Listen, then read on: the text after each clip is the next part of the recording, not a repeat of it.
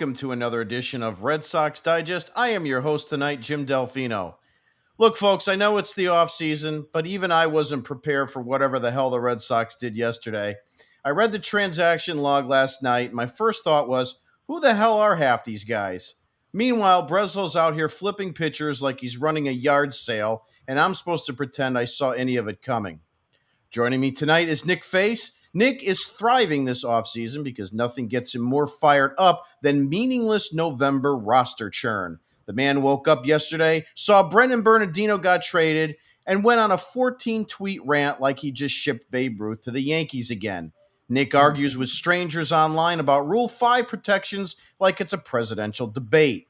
If the Red Sox DFA'd a parking attendant, he'd be on X screaming, unacceptable, fire everyone. But hey, he's passionate. And by passionate, I mean one roster move away from needing federal supervision.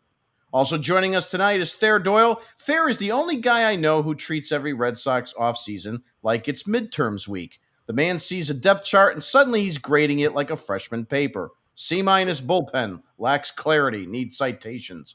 When the Sox made yesterday's trade, he wasn't mad. He was disappointed, which somehow is 10 times worse. He watches Breslow flipping relievers like Pokemon cards and shakes his head like, nope, form's all wrong. Thayer's the dude who'll sit down in the front office not to yell, but to calmly explain, in bullet points, why trading Chris Murphy for a single-A catcher is a misuse of resources. He's the voice of reason on this show, which is great, except this is Boston, and reasoning is the least welcome thing in the room. Let's get into it. All right, number one, Luis Guerrero was traded yesterday for Tristan Gray. And I'll put that up on there. Yes, the classic Red Sox front office tradition. Hey, we need a roster spot, so let's trade the guy who throws 100 for a utility infielder who looks like he was generated by MLB The Show default settings. Luis Guerrero was raw but interesting. Tristan Gray, he's 29, versatile, and because you can never bank on Casas' health, you need all the Tristans you can get. If this move excites you, you probably also get fired up when your hotel upgrades you from a queen bed to a queen bed but closer to the elevator. Is this a legit depth addition, or do we just send a live arm to Tampa so they can turn him into a 2026 Cy Young finalist? Nick, I'll start with you. Guerrero for another Tristan. What do you think? Jeffrey Springs lives. What that means is that was a cast-off from the Red Sox that they didn't believe in anymore, and Jeffrey Springs went to the Rays and put up some decent years. I think he was hurt this past year with the Tommy John, but yeah, leave it to the Rays to figure him out, develop him, become a great middle-of-the-relief bullpen arm there. Leave it to the Rays. If you really are high on Tristan Gray, I will strongly suggest shock therapy. Strongly. Tristan Gray is nothing more than a move around the diamond guru for Worcester. If Tristan Gray is on the roster come opening day, you fail. You fail this offseason. There should be no slot for him whatsoever. He is most likely a DFA candidate. I think this was just to make a trade. And the only thing they really liked about Tristan Gray is the fact that he moves around the diamond. Now, let's read his stats before we jump over to Thayer.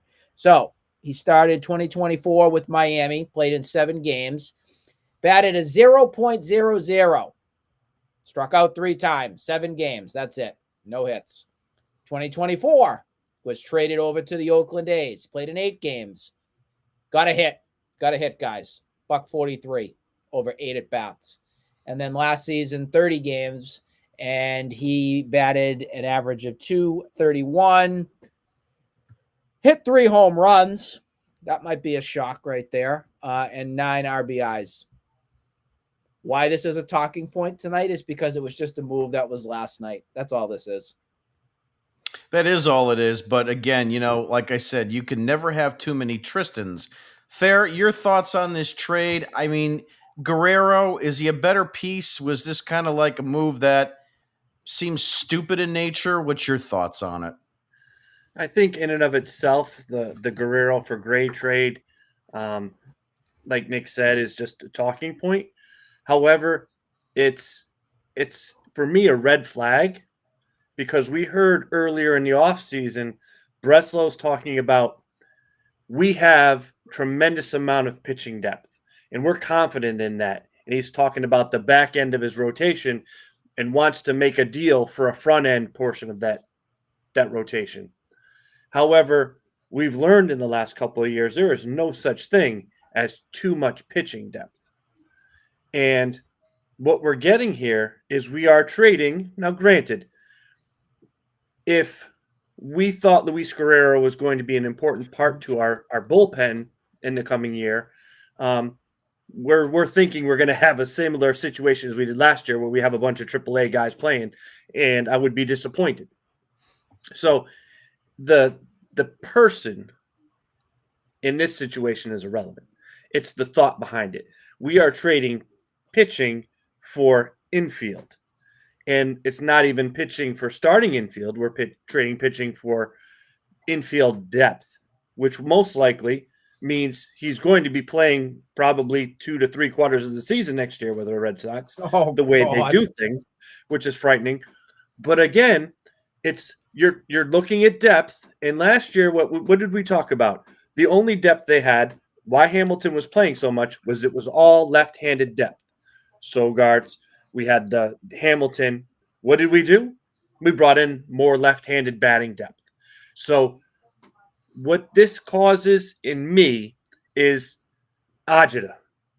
That here we go again.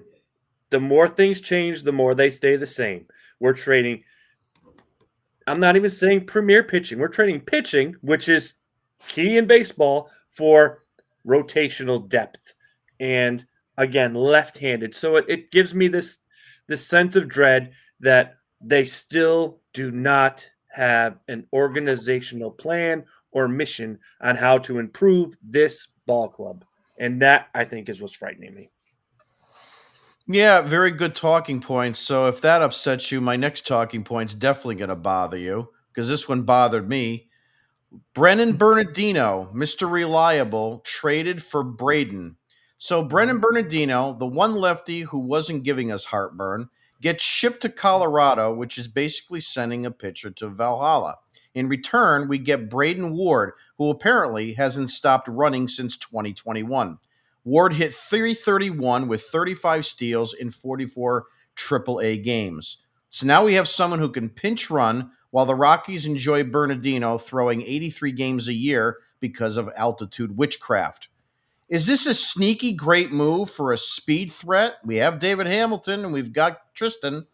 Or did we just sacrifice a functional reliever to the Coors Field gods? Thayer, I'll start with you, but before I do, this move really upsets me. I like Bernardino. I mean, he's not a fantastic guy, a really stud, but he's been a reliable guy for Alex Cora.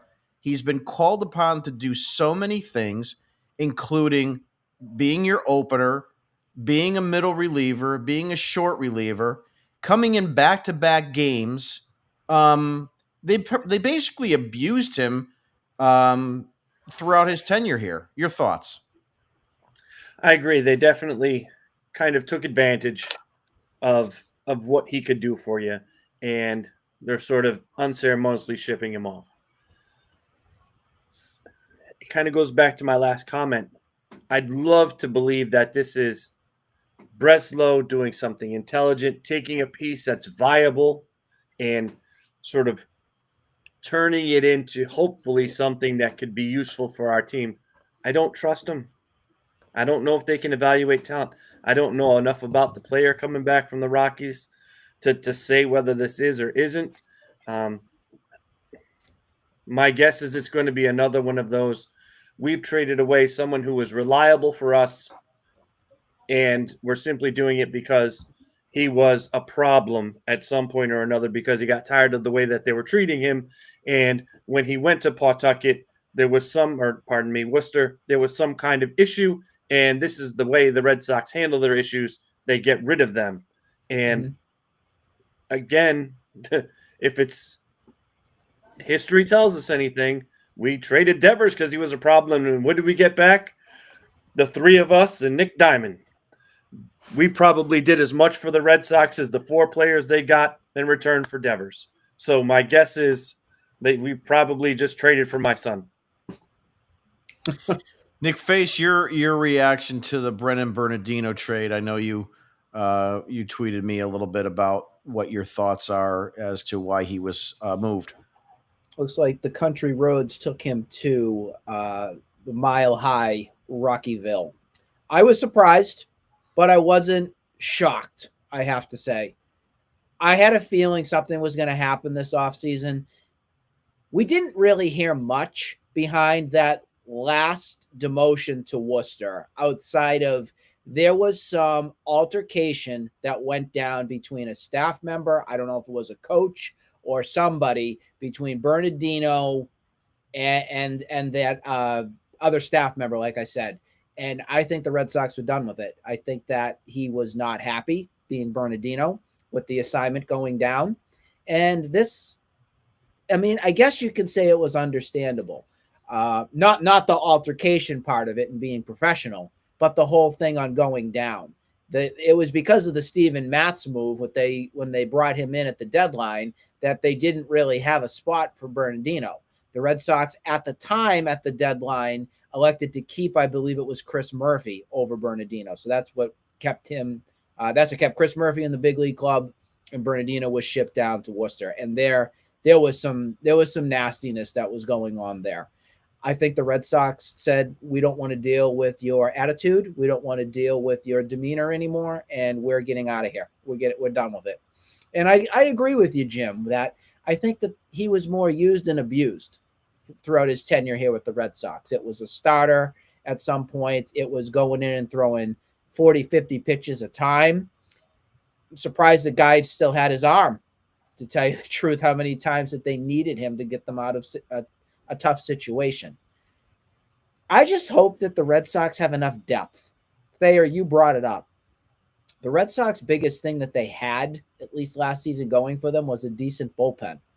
And I'm getting worried a little bit that these arms are leaving. Your Chris Murphy types, your Bernardinos. You do not have Justin Wilson at the current moment. Steven Matz, what are you going to do with them? You have one left-handed reliever in the bullpen. I know it's the off season. I get it. But right now, if the season started, you have a Aroldis Chapman, who's another year older, that's in your bullpen right now. That's not good enough. So I know it's a long off season. I'm trying to remind myself it's a long off season, but one of your strengths that you had was your left-handed weapons, and you don't have any right now. You don't. So I don't understand the logic here. Now, for the player that they got back in return here for Bernardino, here's my thinking. I think Breslow wanted to take what he could get right now to load up. That way he can package a Wilyer Abreu or a Duran away. Say it's Duran who moves. Well, there goes some speed. Well, now we have another option here to replace a Duran, whether this is off the bench, whether this is some sort of specific role to be determined. I'm intrigued, but I always caution, AAA numbers are AAA numbers. Can you do it in the big league club? And the jury's still out on that right now. So we will have to see on what happens with our newest addition from the Rockies. Quick question. Do you know what way he bats? Left-handed. You know it. Must be left-handed. Why can they not get anyone that hits right? Do they make right-handed batters anymore? No. I don't know. They must. They must not. No, nobody decided to bat right-handed anymore. I don't want to add salt to the wound here, but and he's not a switch hitter either. I just looked at it too. So Braden Ward is just lefty, and that's it.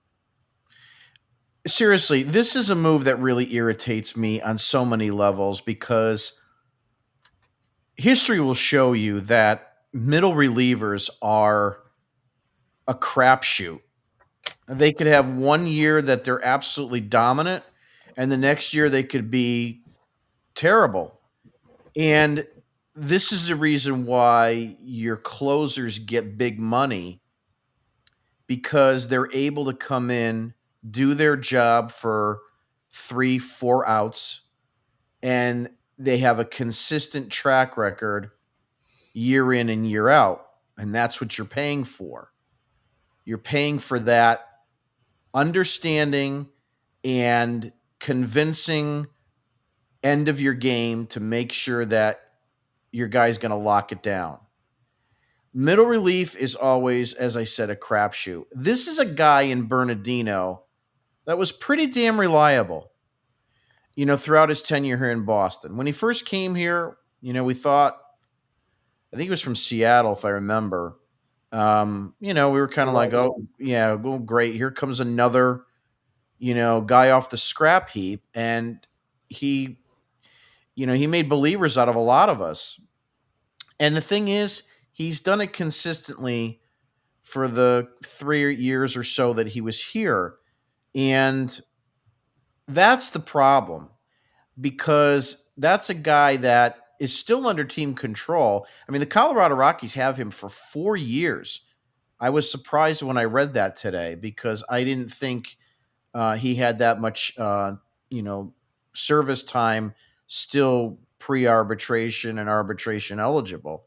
But I guess it's because of the demotions and so forth that they were able to work that. He is a Super 2 guy, I believe. But I hope this one doesn't come back to bite us, because, like I say, that middle relief core is very suspect year to year. Which brings me to my next guy as we keep going through this left-handed train. Chris Murphy traded to the White Sox. He worked his way back from Tommy John, posting a shiny 3.12 ERA. And of course, the Red Sox said, "Congratulations, kid. Now pack your stuff." In return, we get a 21-year-old catching prospect named Ronnie Hernandez, who's still in Single A. Ronnie. That's left. And that's left, and probably still needs parental permission to stay out past curfew. So my question to you, and I'll start with you, Nick. Is this one of those long-term depth play catcher things, or is it just another Breslow certified, your guess is as good as mine project? We needed another catcher.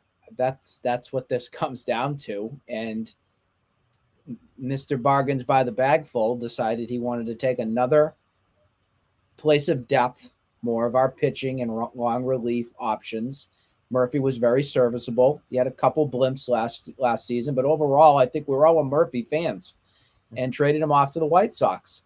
And also, the White Sox are in the news because they're actually shopping Kyle Teal.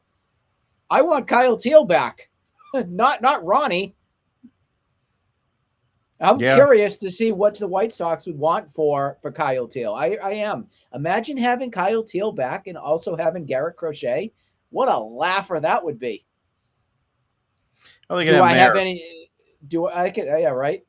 I don't have any faith right now with it. Ronnie Hernandez is a kid. He's a kid. Are you gonna catch lightning in a bottle with him and get something out of him? It's too early to tell on any of that. It is. He needs development. He needs to settle in. He needs to understand the Red Sox system. If we're all thinking he's going to be Carlos Navarez 2.0, put your brakes on. Put your brakes on. Yeah, I agree. Fair, your opinions on the Chris Murphy trade. This is not your father's Rob Murphy. Yeah, so again with this piece, if this is, I hate to 20 years ago, and Theo's making these moves, I am 100% behind it. Even if it's, 10 years ago when we Dombrowski, I believe in the people that are making the decisions. I believe in those individuals who are evaluating the talent, and I see them making moves that they feel are going to improve their club. Because like you're sort of saying, Jim, the idea behind relief bullpens are a dime a dozen in some respect. And, Murphy was good this year. There's a very possibility he's going to suck next year. And the same thing with, you know, all the others, Bernardino, those kinds of things. So if you can sort of strike while the iron is hot and get something in return, that's okay. The problem is, and it's probably just this sort of frustration and jaded feeling that I have from the last couple of years. One, I don't trust their evaluation process. I don't feel like they're going to bring back the most talented individual they possibly could have in these deals. Two, I'm frustrated with, and I say it as a joke, every single player they're getting is left-handed. And what bothers me is that they play at Fenway Park. And yes, it is a park that when a left-handed hitter can go the other way, it is incredibly beneficial to them. But at the same time, it is a right-handed hitter's haven. So maybe get a couple of those players, bring some of that piece in. So that's number two. And the final piece to this, and this is probably the aspect that is the most concerning to me, is Bernardino, Murphy. They're not expensive, but they're making more than the people they got in return. And I am really concerned that the Red Sox front office, especially with the upcoming work stoppage and all these pieces, is counting their pennies. And I'm worried that this is more of a financial move than it is a baseball move. And if these are financial moves where they're going to say, hey, I know you talked about all that depth you have.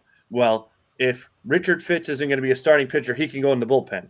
And if, we have Early isn't going to be a starting pitcher, he can be in the bullpen. And we'll just put all these guys in the bullpen. They're going to be cheap anyway. And that's how we're going to supplement all of these moves. Then I'm not sure why we're either bothering to waste our time doing these podcasts, because clearly the front office and the ownership don't really care about what we think or what we're paying attention to.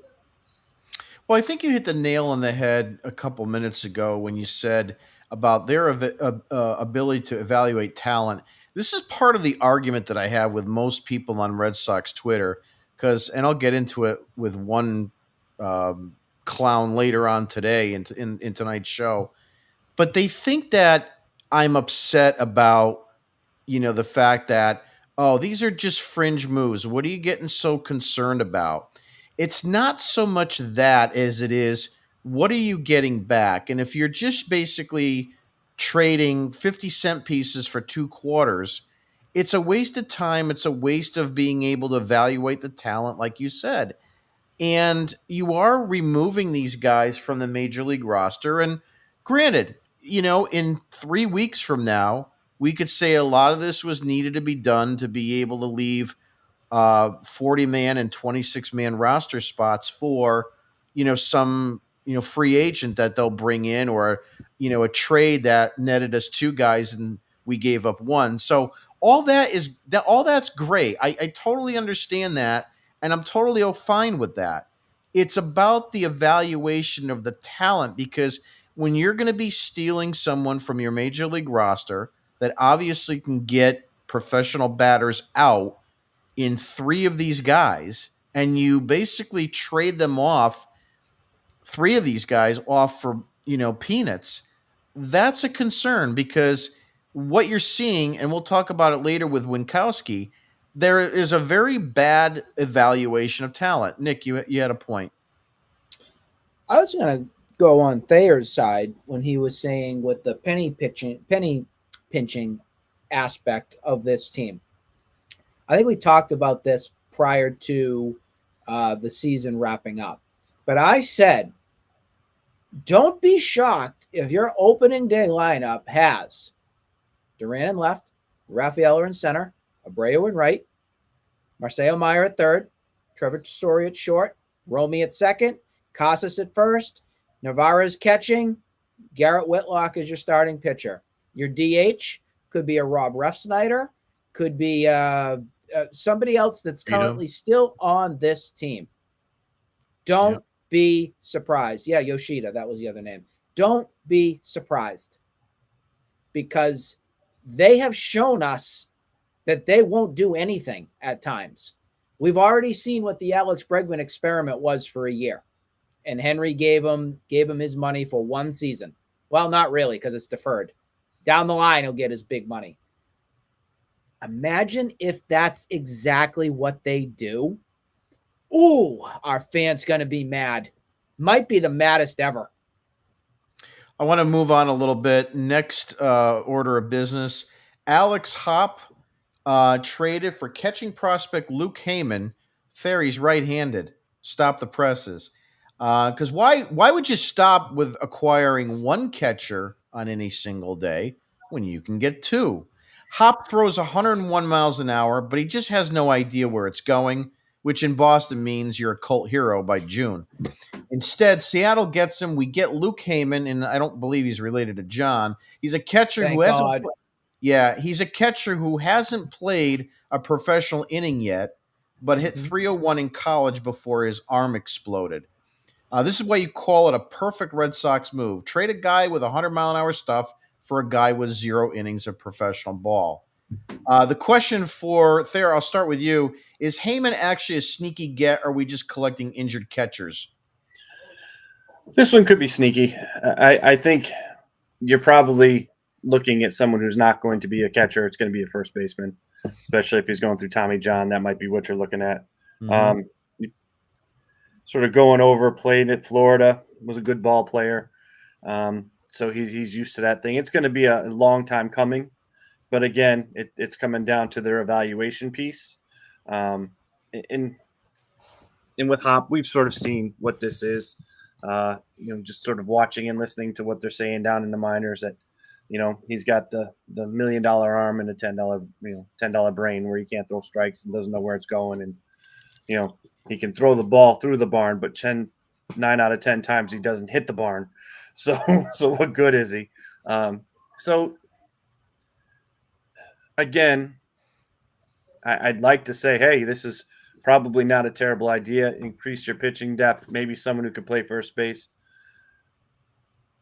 But I don't trust them to make the right moves or to evaluate the talent. So I don't know. Yeah, I agree with you on that one. Nick, before I get your take on this, I think this is the one move that I saw yesterday that I actually have a little promise on. Obviously, he's young. He's 21 years old. I'm sure he'll come back from this injury. But you are trading a minor league pitcher for another position player. We talked about that earlier today. A lot of pitching for position players, which is usually tough unless you've got, the depth. But here's what you looked at from 2025, Nick. Batted 301, 13 home runs, 44 RBIs, had a 975 OPS as a 21-year-old in NCAA. What are your thoughts? This might be a diamond in the rough. Well, I think they want to stack up here with the catching because I think they really want to give Navarez and Wong a run for their money. I think they want to show these guys, hey, you need to go out and earn it. Show us that you can be, a starter, a backup, or whatnot, because we never had that depth option last season. Who was the guy that we brought in for like a couple games and he was garbage? Blake Seibel, was that his name? Yeah. Mm-hmm. Yep. Oh, that was pitiful. Brutal. And we can't have that. We can't have that happen again. No. We also know that Navarez played pretty banged up and was hurt, pretty much the second half on. So I think they're going to be operating this a little differently as we hit 2026. I know a lot of this happened to do with Wong, number one, being hurt. And then I guess being hurt the entire season with whatever he was doing with his finger or whatnot. So they need to be healthy, bottom line. And your catchers were not last season. So a healthy catcher, I know it's hard to have throughout a long season, but I think in an ideal world, they want to go into 2026 with a split load for Navarez and Wong. If Wong does make the team, that's a big if. I know Cora has come out and praised Wong and said he's our guy. Go to Breslow. Gave him his whole. gave his whole kumbaya speech that said, oh, yeah, we believe in him. We fully trust him. Yip, yip, yip, blah, blah, blah. They are going to try their best to see if they can upgrade that spot. You mark my words. I think they just wanted to say that to just make sure Connor Wong didn't cry under his pillow at night. Yeah, so a lot to be said here. We'll see how this one pans out, but I'm going to put a little star next to this one. It's one that I'm going to keep an eye on because I think there might be something there. And again, the trade of Hop Away doesn't really bother me too much as of right now. Moving along to a little bit more on the Major League roster, Nathaniel Lowe and Josh Winkowski have been DFA'd. The Sox took one look at Lowe, who quietly hit 280 with a 370 on base percentage, and said, yeah, we're good. Meanwhile, Winkowski, dealing with elbow issues, gets tossed into DFA limbo like he's the office chair no one wants, but no one will throw out. In case you need a refresher course, a 2021 trade orchestrated by yours truly, Chaim Bloom, saw the Red Sox send Benintendi to the Kansas City Royals. They received Winkowski, Franchi Cordero, and three players that were to be named later, who turned out to be Luis De La Rosa, who is gone, Grant Gambrell, who had a 54 ERA in the Mexican League this season, and Freddie Valdez, who they got from the Mets. He's the only guy still on the Red Sox. He is in the Florida Coast League, where he hit 192 and slugged 288. Needless to say, this trade was a complete bust. Winkowski finished his Sox career 13-14 with a 4.20 ERA. I just want to remind both of you guys, and Nick, I'll start with you. Remember, Red Sox Twitter, they love this trade. We fleeced Kansas City by giving them Benintendi, and we got Cordero. And if you look back at all the tweets from 2021, every single clown on Twitter said, we fleeced him, we fleeced him. I probably was one of them. I'll volunteer myself as clown because I thought that we had seen a regressing type of player in Andrew Benintendi. I do. I did, rather. And I think that was at the time where we were trying to figure out what was going to become of Duran and figuring out spots that were in the outfield. To go back on it right now, I guess I have to ask the both of you this question. Do you guys, number one, miss Andrew Benintendi?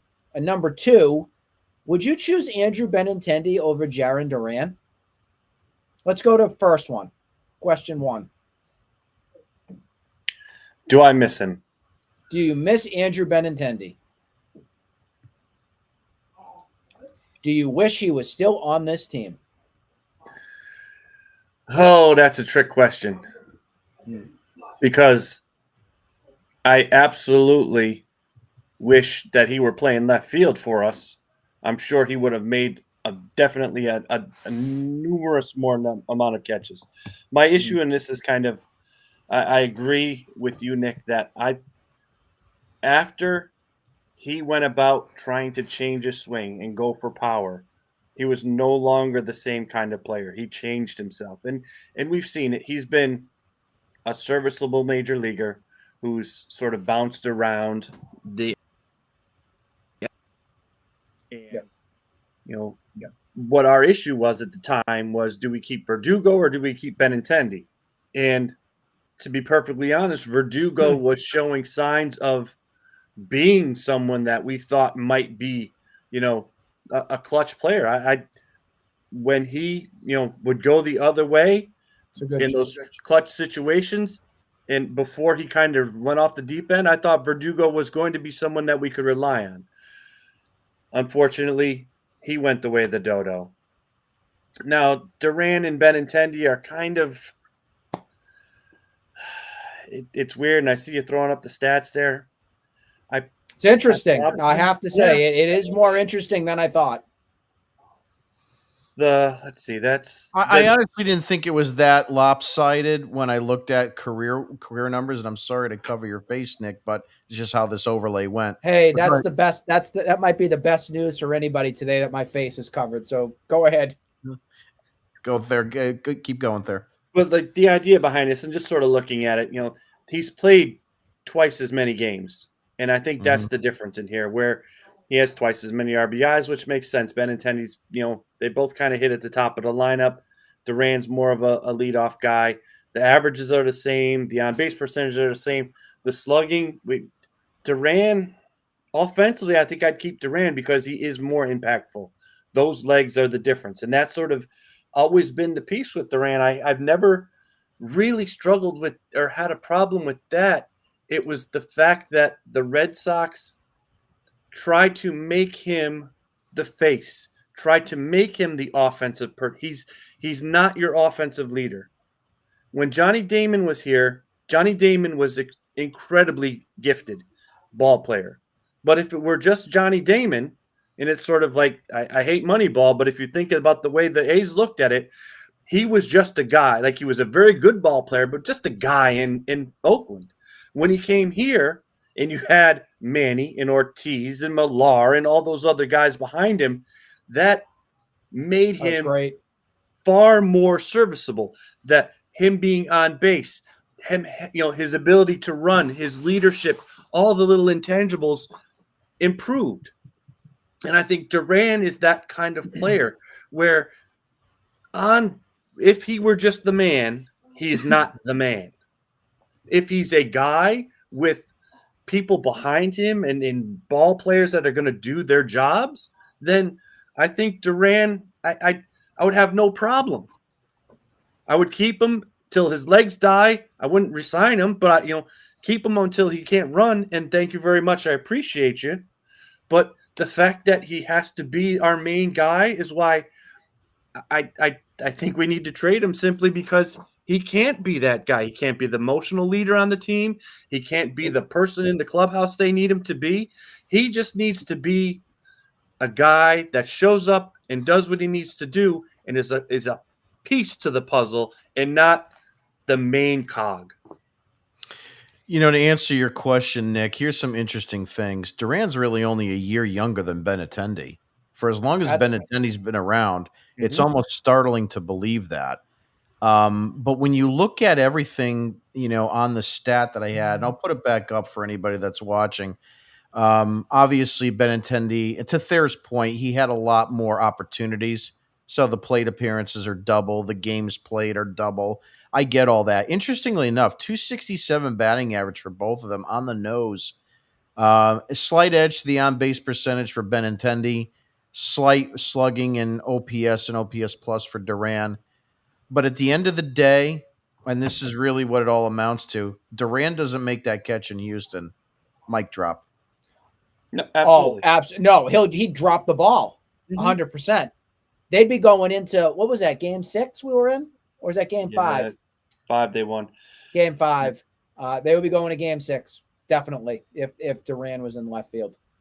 But I one other personally will piece. tell you. Go ahead. Go ahead, Nick. I'll I get was to it in going a to say minute. You go ahead. I was going to say I'm Team Benintendi. I am so done with Jarren Duran. It's been that way for a while for me now. Nothing personal on the guy, but it's time to move on. It's time to move. I would take Andrew Benintendi back if it was my world right now over the two. At least you knew that what Benintendi did here, and it seemed like he really enjoyed his time here. And when you look back on it, when we were trying to decide upon whether it was Benintendi or Verdugo, we really did screw up on that one.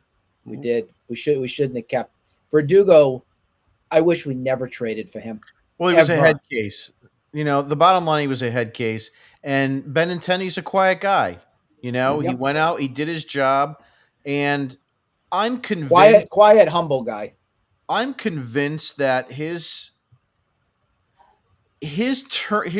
downfall, Andrew Benintendi's downfall, was the Red Sox trying to do Red Sox things. And we've talked about this before. I can bring it up again just now. They wanted to turn him into an elite power hitter, which completely changed the dynamic of his swing, the launch angle. We can talk about this to the cows come home. He was never the same player again because of the screwing around that the Red Sox did with him. If they allowed him to be the guy that came up in the Red Sox system, and I'll just remind the listeners, at 21 years of age, 295 batting average, OPS of 835. His first full season was in 2017, 20 home runs, 90 RBIs, 20 stolen bases. You're talking about a kid at 22 that was a 2020 guy, a 271 batting average, an OPS of almost 800. The Yep, next and they year, screwed him. 16 home runs, 87 RBIs. So you're talking about a guy that's going to hit you, 15 to 20 home runs, 90 RBIs, a 290 batting average, and it went all downhill after that. We had a WAR of 4.8, went down to a 1.7 the following year, only hit 13 home runs. So it's the Red Sox that screwed with him. And as a result of that, I think if they didn't screw with him and let him be who we needed to be, he could have been a really good number two pitcher, number two hitter in this lineup. And to follow a guy like Roman Anthony at this point would have been probably something we could have dealt with on the short and the long term. Just to save time, I want to move on a little bit. Next talking point that I want to get into really quickly, Bo Bichette. He obviously declined the qualifying offer as a free agent. It was a qualifying offer was $22 million. He's heading to the open market. Simultaneously, multiple sources are linking the Red Sox to Bichette. I brought this up quite some time ago on Twitter, and I'm not patting myself on the back, but I did because I said, why not move on from Bregman and look at Bichette? 311 batting average, 18 home runs, 94 RBIs. Defense metrics at shortstop are weak. Many view him as a move to second or even to third. So with them looking at Bo Bichette, why not? He hits like he's negotiating his fantasy baseball contract after 3 energy drinks, and Boston's always ready to bite on weaponized bats. Is he a middle of the order bat that would move us forward? Or are we just sweeping up more leftovers? Nick, I'll start with you.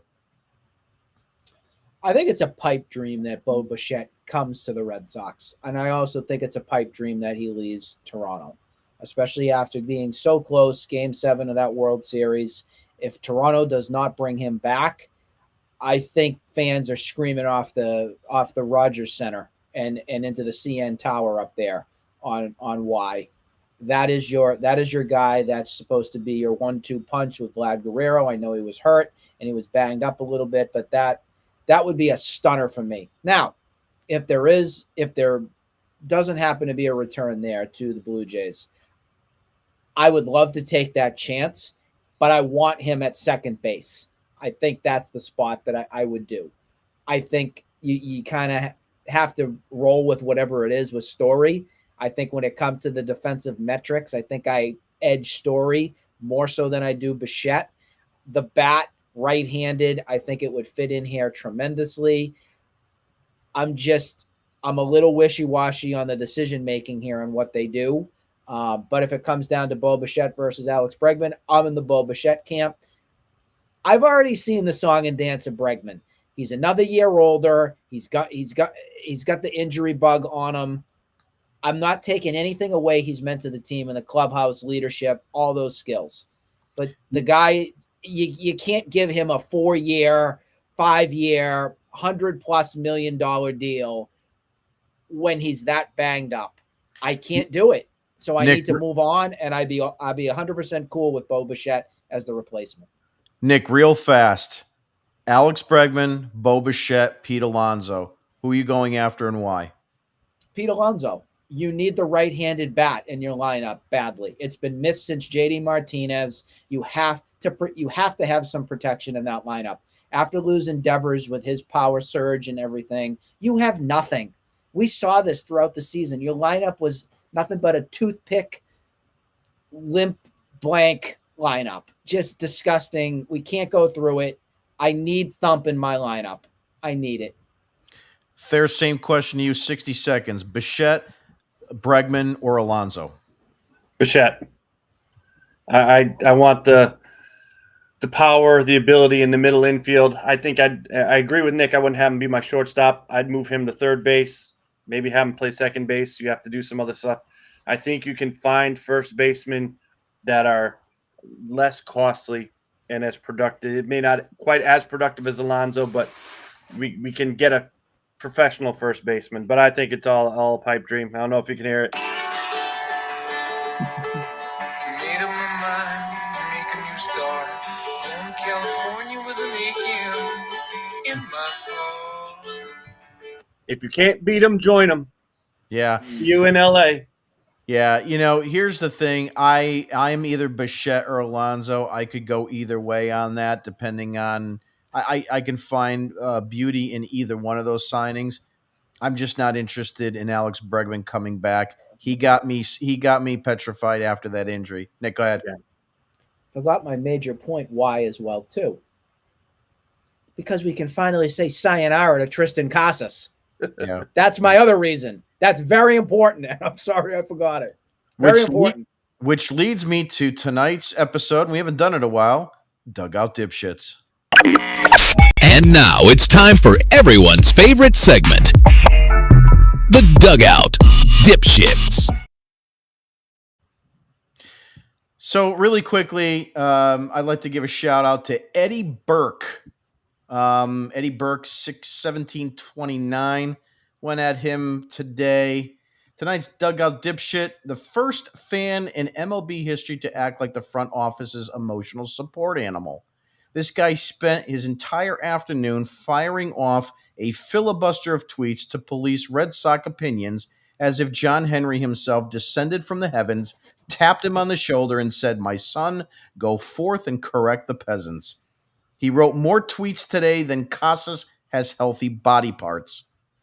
He thinks disagreeing with him means you lack ball knowledge. Brother, the only balls you're an expert on are the ones you're juggling, trying to keep your own argument straight. And the best part? He keeps saying he's not defending the front office, while defending the front office harder than their own PR department. The guy is performing logical gymnastics while simultaneously trying to play hero. He actually said to me, "I don't like defending them, but your criticisms forced me to." Shut up. You sound like the guy who punches someone in the bar and then says, "You made me do it." Eddie, my man, nobody appointed you king of what is dumb. Nobody knighted you Sir Eddie of accurate takes. And you're not Gandalf standing on the bridge screaming, "You shall not pass," every time someone criticizes Casas. You're just another fan with Wi-Fi, a mascot avatar, and a hero complex. Congratulations on being tonight's Dugout Dipshit. Last but not least, qualifying offers. So, guys, Trent Grisham opted in with the Yankees. Gleyber Torres opted in with the Detroit Tigers. Brandon Woodruff opted in with Milwaukee. And Shota Imanaga opted in with the Chicago Cubs. Thera, I'm going to start with you. Out of those 4 qualifying offers, how does this impact the Red Sox in any way? And here's what I mean by that. Gleyber Torres going back to Detroit. What does that mean for Alex Bregman?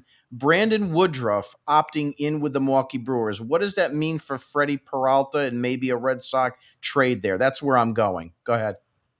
I don't think the Tigers matter so much. I think they're come to the point where they're either going to pay it or they're not going to pay it. I don't think having to deal with Torres going back is really going to make a difference. If they want Bregman, they're going to go get Bregman, and they're just going to say, "Hey, this was our deal."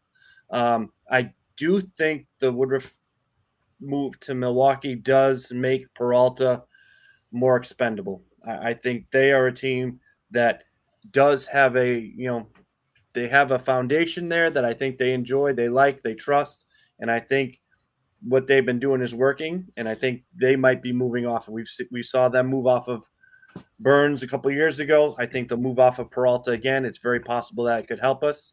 I do think ironically the Yankee move That's a lot of money to spend on a guy who hits, under 200. Very nice defensive player, but he's limited. Now, granted, he's a left-handed hitter at Yankee Stadium. Now that's where you need the lefties, but I don't think Grissom is going to have the impact, and that's a lot of money. They may not that the Yankees are going to be a team that's worried about spending money, but I think that might hinder them just a little bit, or at least it'll hinder them roster wise. Nick, same question to you. Grisham, Torres, Woodruff, and Imanaga. Any thoughts that you have as it relates to how it could impact the Red Sox in any way? The Gleyber Torres move was a big one. That's one landing spot that the Tigers will not be going after Alex Bregman with. So it's another suitor that's off the list basically there. So, hey, let Scott Boras and Alex Bregman figure it out, because he's not going to be signed till mid-March again if they're going to continue this dog and pony charade on waiting it out, waiting for something to happen, and then begging teams to have to sign them again. That's what's going to happen here. It's not going to be an early signing here whatsoever for Bregman. And the Red Sox may grow, say, you know what, we're done. We're going in this direction, and we're gonna focus on this. We're done waiting this out. Good luck to you. Something like that. I was surprised on the Trent Grissom move. I think they did that because they saw the success of the home run power from the short porch and at Yankee Stadium. Now, another name that's a free agent that is to be determined on what they do with that is Cody Bellinger. Will the Yankees bring him back? That's another thing to think about with them trying to figure out their roster. We didn't really talk about Kyle Schwarber or anything, but maybe that, Schwarber is definitely not going to New York between what you got with Giancarlo Stanton and Aaron Judge, and now Grissom was things.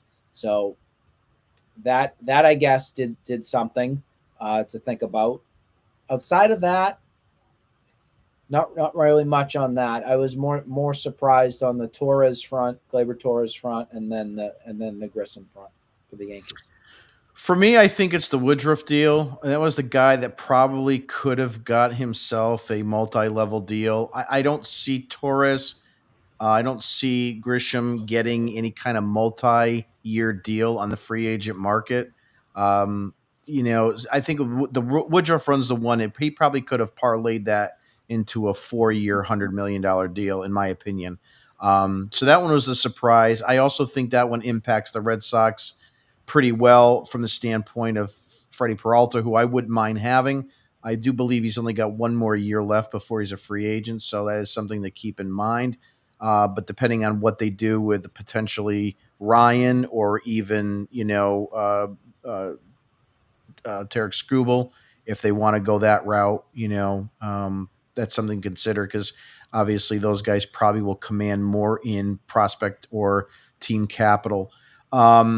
As far as Grisham's concerned, I mean, I'm happy because it gives the Yankees $22 million less to go and spend elsewhere. You brought up Bellinger. They might turn around and say we can't go to the well for that, which would obviously make them weaker. And there is some chatter about the Dodgers being reinterested in Bellinger now that he's shown he's healthy and kind of back to the way he used to be. Imanaga probably doesn't mean much. I don't think there was much there with the Cubs for the Red Sox. So that kind of puts that part out. I want to finish off with just a quick round robin of the players that did not accept the qualifying offer. And I'm going to ask each one of you these questions, and I'll fill in as the third one on it. I'm going to give you a name. You tell me where you think he's going to sign and what you think the contract's going to be. So, Thayer, I'll start with you. Kyle Schwarber. Philadelphia, as much as he wants. Nick, Kyle Schwarber. Phillies, 4 years. I don't think it's going to have to be like a ton attached to that, but I think maybe in the 100-ish range, 100 mil range. So I also think the Philadelphia Phillies too. I'm looking at maybe a 3-year, $100 million deal. I think they can pay him 35, something like that.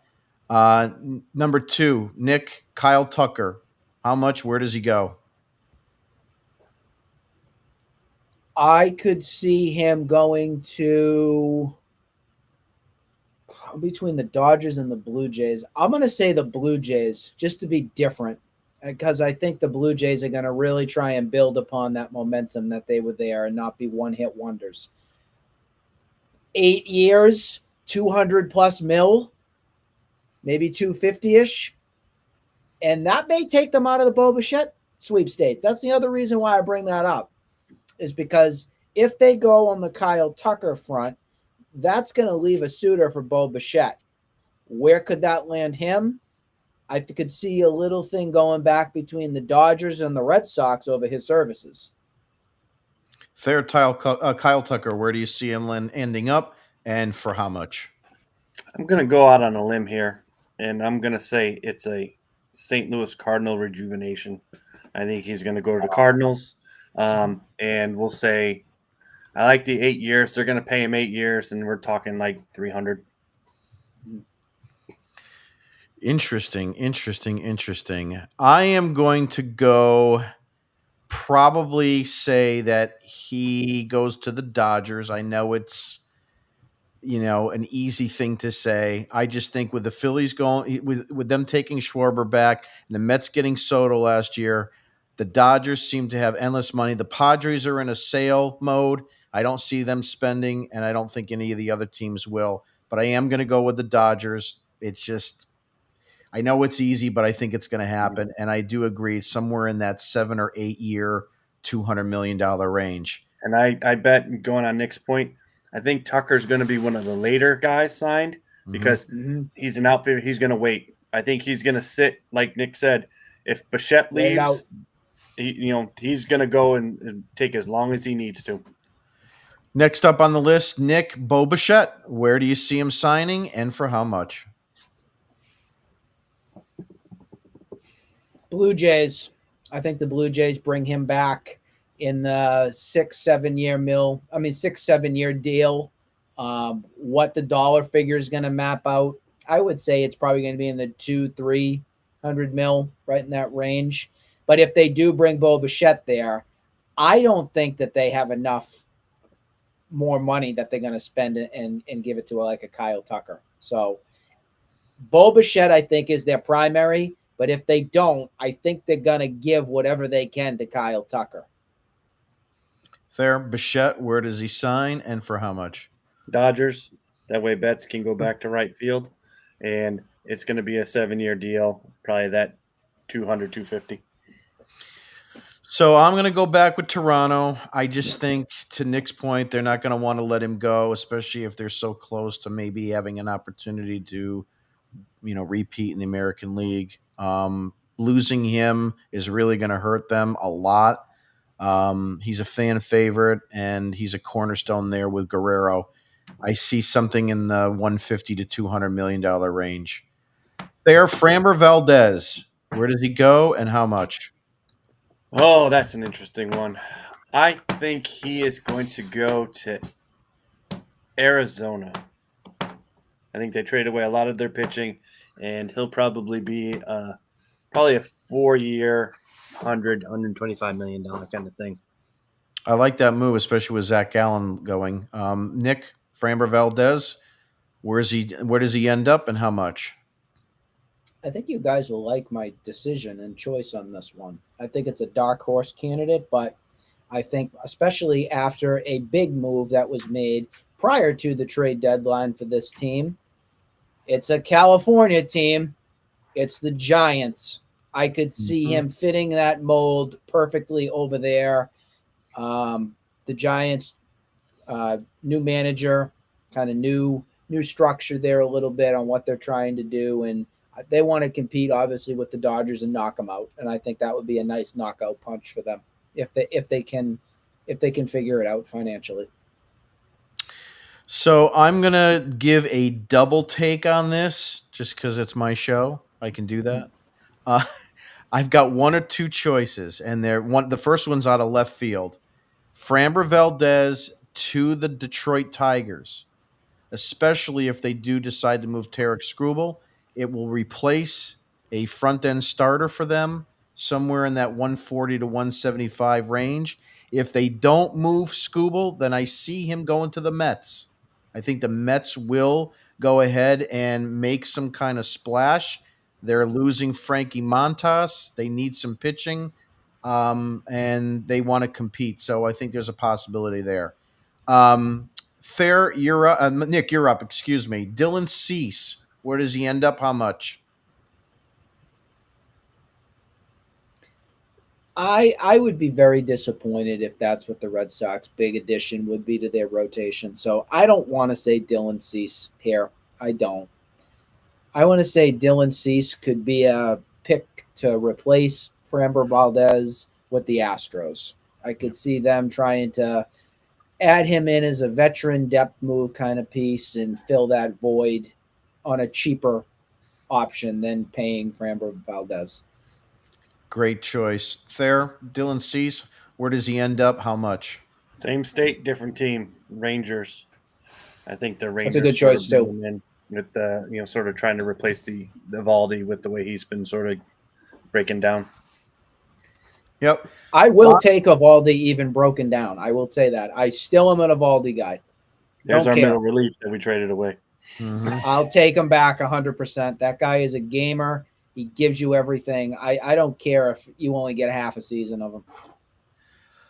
So I think Dylan Cease is going to wind up with the Braves. I think they're, they are a team that needs some pitching. You still got Chris Sale in tow. I think they could use a little bit. They just traded for Marcio Dubron. It'd be an interesting move, but I think that's a possibility. I think that could have legs. We'll see. 120, 150 million. If not, it might be my next guy that I'll mention. You're up. Michael King. Where does he go? How much? I think he goes to the Mets. The Mets love to grab Yankee castaways. I think they'll bring him in relatively cheap, probably looking at a $20 million to $25 million a year, maybe Great 3 to 4 choice. years. That's a great choice. Nick, where is I'm not even going to compete with that. That's exactly, I was thinking the same thing.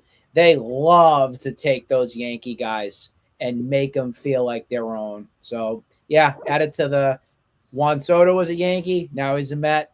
Michael King was a Yankee, will be a Met. You get the picture. Yeah. And so was the last guy that they got too. It was a Yankee. That's with the A's now. I can't think. I'm forgetting his name. Luis Severino. Luis Severino, another one there. That's I almost can't even argue with that. I know I said Valdez You can't. to the Mets, if it wasn't Detroit, but I think that's a perfect. I mean, I can't even compete with that. But I would say 4 years, 100 million. Next move, Nick, Zach Allen. Where does he go? He had a down year. Where does he go? And for how much? Classic Baltimore Oriole. Oof. Classic. Okay. The Orioles need to reinvent themselves again somehow, some way. I could see that being a picture perfect opportunity there for him. How much?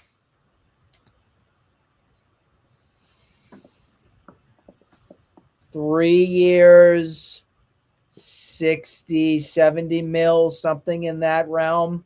Because Baltimore, they say they have money, but they're just not going to pull it out like that for something like that. So I think if it all falls right, I could see that move happening there.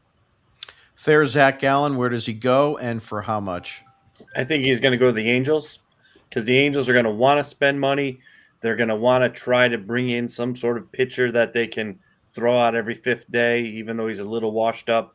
And I think he goes there for a 3-4 year deal, probably in the neighborhood of 60 to 80.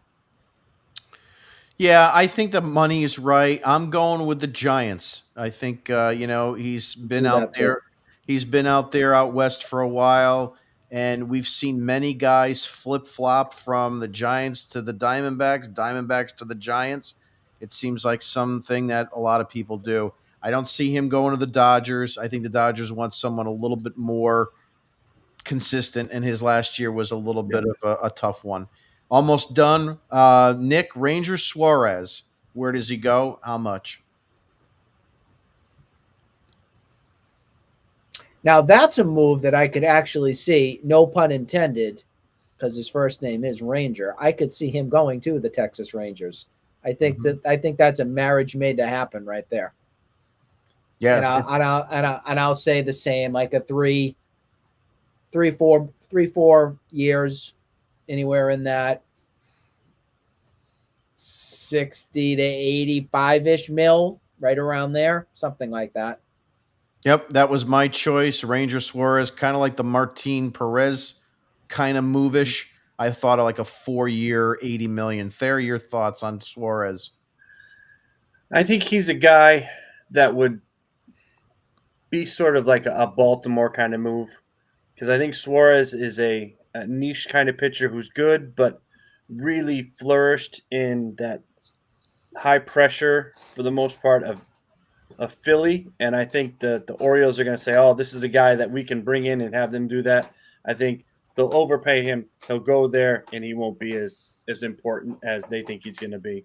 And it'll be a sort of a bust for them.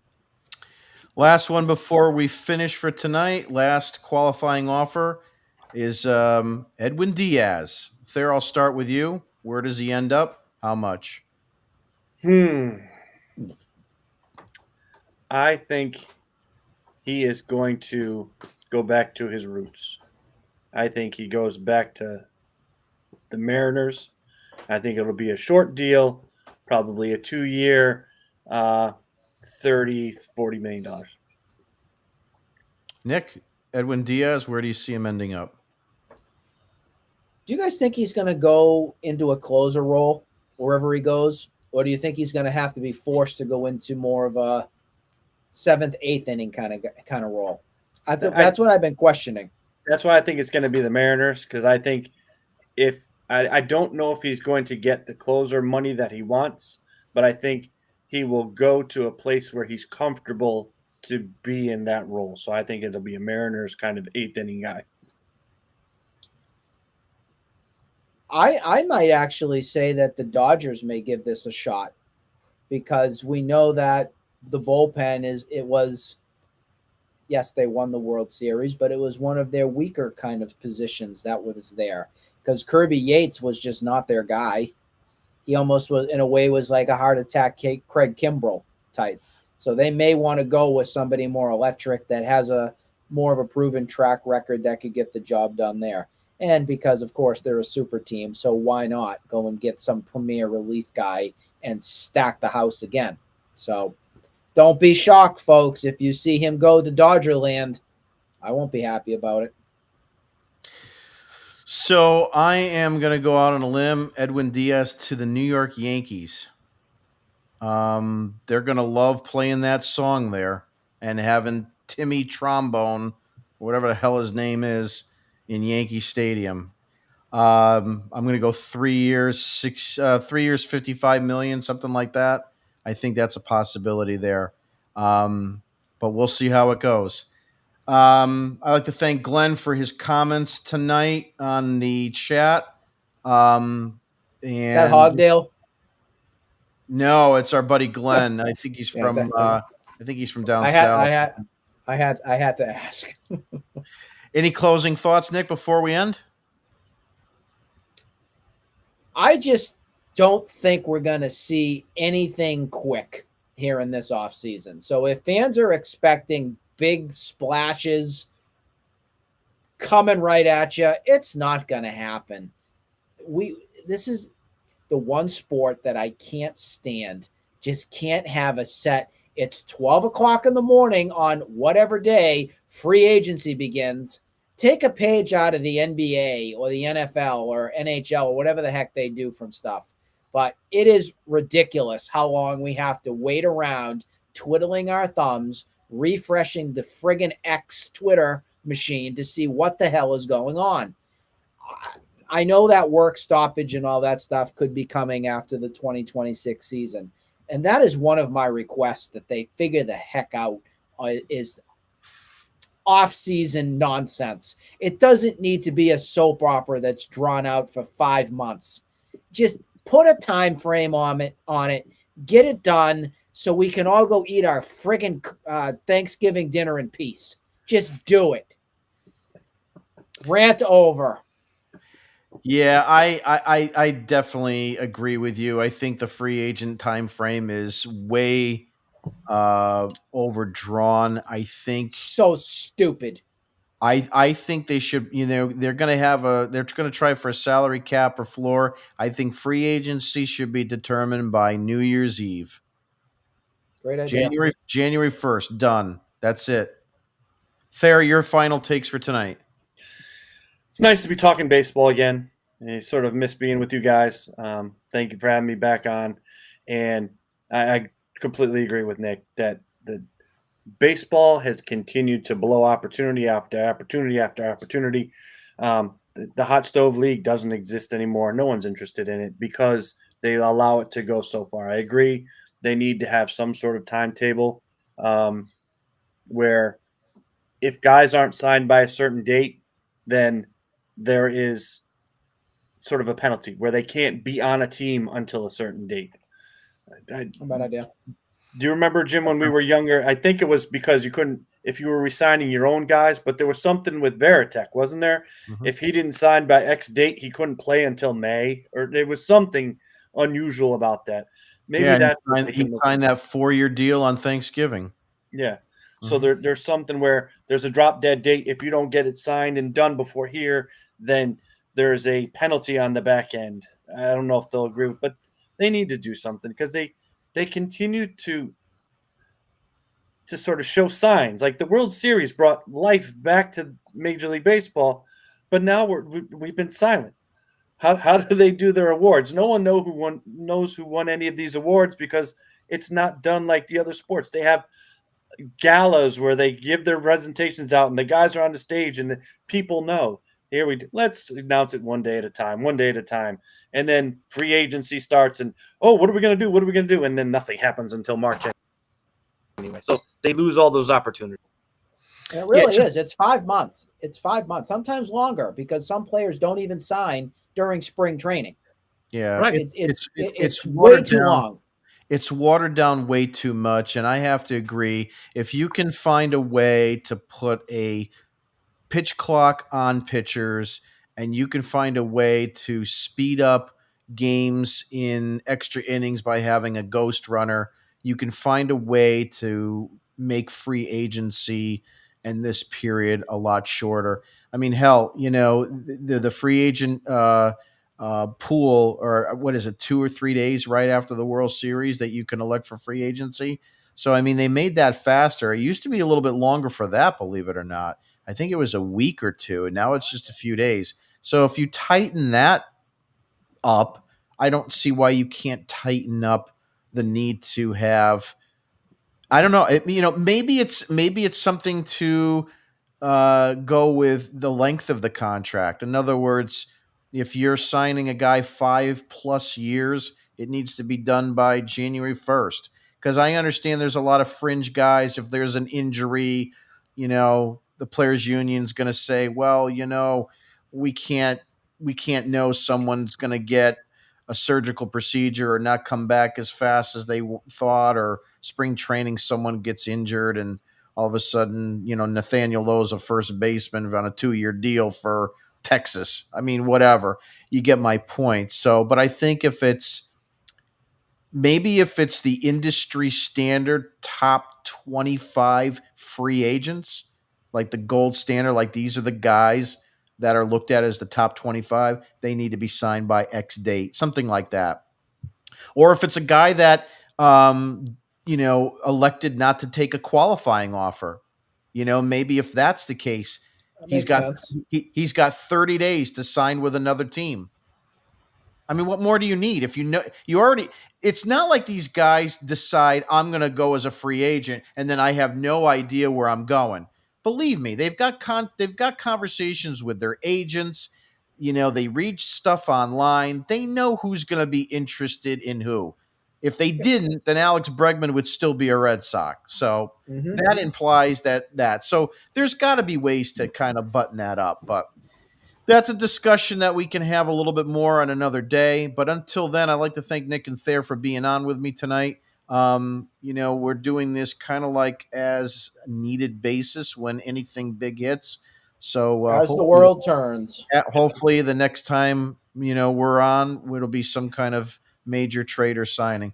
But until Well, remember, Theo Epstein signed Kurt Schilling during Thanksgiving dinner. So we could be choking down our apple pie, coming to you live with news. we could Who have news. knows? Well, if there's breaking news, we'll fix it. Have a good night, That's everybody. right.